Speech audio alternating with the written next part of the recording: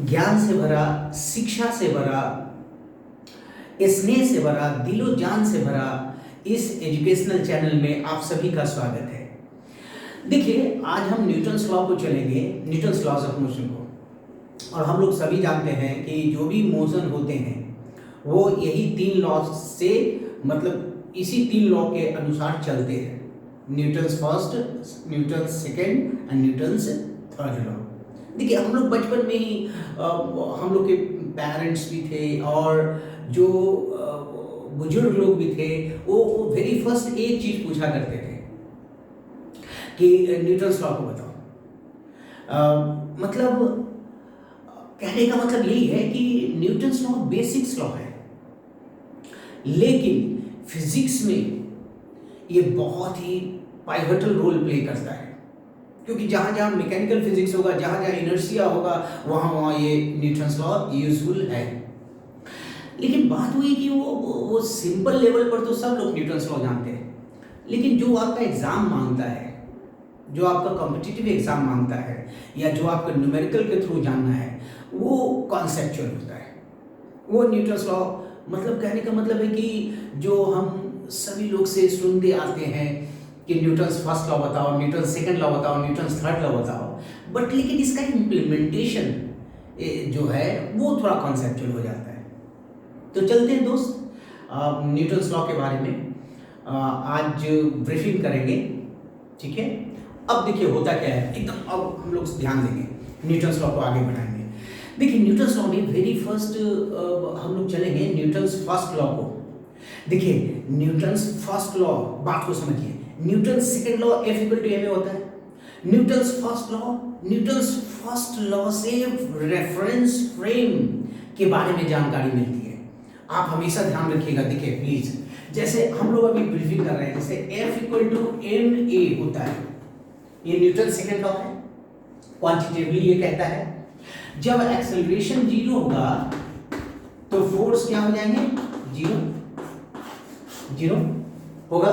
Acceleration 0 तो force 0। तो बात को समझिए, फोर्स 0 मतलब वेलोसिटी क्या होगा, बोलिए, कांस्टेंट, वेलोसिटी कांस्टेंट होगा। और या वेलोसिटी 0 भी हो सकता है, यही है, ये न्यूटन्स फर्स्ट लॉ है। आप भूल के भी मत बोलिएगा कि न्यूटन्स सेकंड लॉ से न्यूटन्स फर्स्ट लॉ है। अगर हमसे पूछा जाए कि कौन मींस पावरफुल लॉ है, देखिए तीनों लॉ पावरफुल है भाई, तीनों लॉ नेचुरल गवर्न करता है, लेकिन कौन लॉ बहुत ज्यादा कॉन्सेप्चुअल है, बहुत ज्यादा, तो मेरे ख्याल से न्यूटन्स फर्स्ट लॉ कॉन्सेप्चुअल है, क्योंकि न्यूटन्स फर्स्ट लॉ से ही हमको रेफरेंस फ्रेम का परिभाषा, डेफिनेशन मिला, ठीक है। अब देखिए, इसको ध्यान में रखते हुए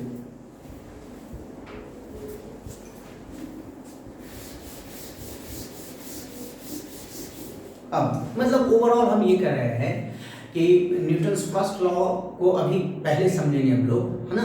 तो ये न्यूटन्स फर्स्ट लॉ एक बार फिर मैं बता रहा हूँ। न्यूटन्स फर्स्ट लॉ आपका कहने का मतलब है कि आप ये बोल सकते हैं कि Newton's first law independent law है और इंपॉर्टेंट लॉ है।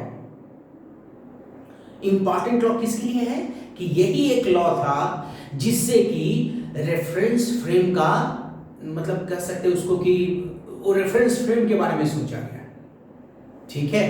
तो आप इस बात को समझिए अच्छा से, और हम लोग अब चलते हैं न्यूटन्स फर्स्ट लॉ की ओर। देखिए,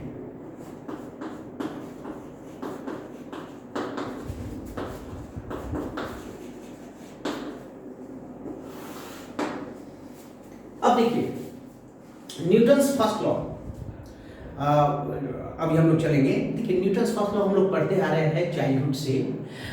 वेरी फर्स्ट आप ये याद रखिएगा कि न्यूटन्स फर्स्ट लॉ से ही इनर्शियल फ्रेम को हम लोग समझते हैं, है ना। तो इनर्शियल फ्रेम ऑफ रेफरेंस का जो शब्द, ये जो शब्द आया वो न्यूटन्स फर्स्ट लॉ से आया, ठीक है। तो देखिए, है ना, हम लोग क्या लिखते हैं, विथ रिस्पेक्ट टू, यही लिखते हैं ना, with respect to inertial frame, inertial frame, okay. अब हम लोग क्या बोलते हैं, when velocity constant, then total force acting on it is 0।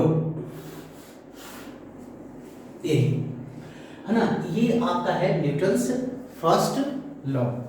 मतलब ये ध्यान रखना है हमको कि अगर वेलोसिटी कांस्टेंट हुआ, जीरो भी तो एक कांस्टेंट है, और अगर कांस्टेंट मतलब याद रखिएगा, जैसे अगर 10 मीटर पर सेकंड से ईस्ट की ओर जाना है किसी को, तो 1 सेकंड में 10 मीटर और ईस्ट की ओर जाना है, पिछले क्लास का बात याद रखिए। तो 1 सेकंड में 10 मीटर जाना है और ईस्ट की ओर जाना है, ठीक है। तो 1 मिनट,